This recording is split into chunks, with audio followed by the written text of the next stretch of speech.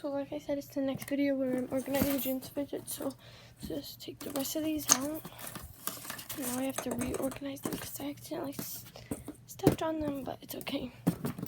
So first I have all of these.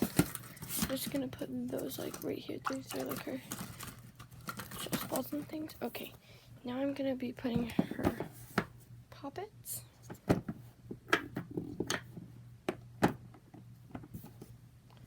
And she also has this crab puppet.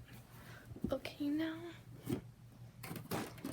this little thing of a bunch of fidgets.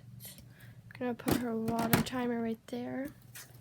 Now for her fidget thing right there. Now I'm going to put all of these squishier, like these Orbeez stress balls, over here. These ones, this, and this. Okay. Now look at that. It looks so nice and neat. Like nothing even ever happened. Bye guys.